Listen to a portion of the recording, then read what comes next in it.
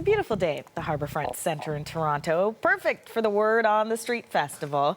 It's a big outdoor book fair where readers can mingle with their favorite writers, and writers get to meet some of their adoring fans. Tashana Reed is reporting on the scene for us today. Tashana, what's the highlight so far for you? Oh, Asha, it's been such a great day. I have to say, it's a beautiful day at the Harbourfront in Toronto, but it's not only about the written word here at the Word on the Street Festival. I want to take a pan over to the stage to my left, and there is spoken word happening right now live, and we've seen multiple people come through and share their work, and it has just been really remarkable. The crowd has been engaged all afternoon. Lots of families, lots of kids out here today to also celebrate books, magazines, their favorite authors, and there are about 16 stages set up, 200 Canadian authors from across the country that are here doing some public readings. And I want to introduce my next guest, who's one of those authors, Patrick deWitt, and this is his new novel, Under Major Domo Minor. Now, Patrick, tell me a bit about what the inspiration and the story is behind this latest work.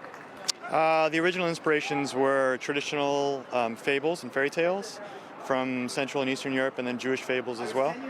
All right, and now you're a decorated author. You've won numerous awards, and one of your books is actually going to be on the big screen. Can you tell us a bit about the Sisters Brothers? Yeah, they're going to make a film of it, and so far the director is a French director named Jacques Audiard, and the protagonist, Eli Sisters, of the novel is going to be portrayed by John C. Reilly. Wow. So, yeah, it's exciting. They're working towards that end now. And I mean, for you, being here at the festival, what is it for you that you would say you most enjoy about this day? Well, it's just nice to get out and see all these people showing up for literary and art-based events. It's heartening in a way, and it makes you feel like you're working for, you spend so much time alone in a room, and then you get out and you can see the result of it is there's a lot of curious readers out there, and it's just nice to meet some of them. Exactly, and of course there are, as I mentioned, 200 authors here today. Yeah. What would you say, how would you characterize the Canadian landscape when it comes to Canadian literature right now? Well, it just seems healthy. I mean, it doesn't seem to be flagging or falling behind in any real way, so. And one of the interesting things is we're seeing a lot of diversity, but a lot of young people, a lot of families and kids. And I mean, how would you say that, books impacted you as a young person?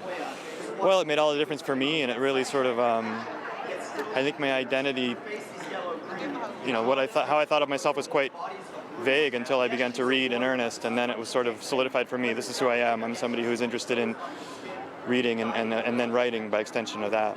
Right. And, one thing that we've been talking about are, some of our favorite authors. Who would you say inspired you throughout your life, other Canadian writers? Gosh, it's so hard whenever anybody asks, and I never really look to one particular author. It's much more just sort of books in general. Who are some of your favorites?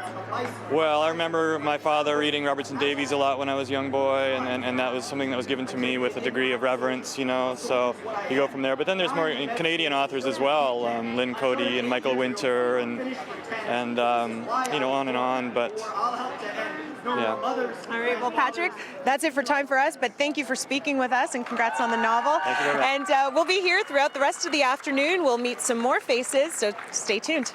Okay, will do. Thank you, Tashana. Spoken word.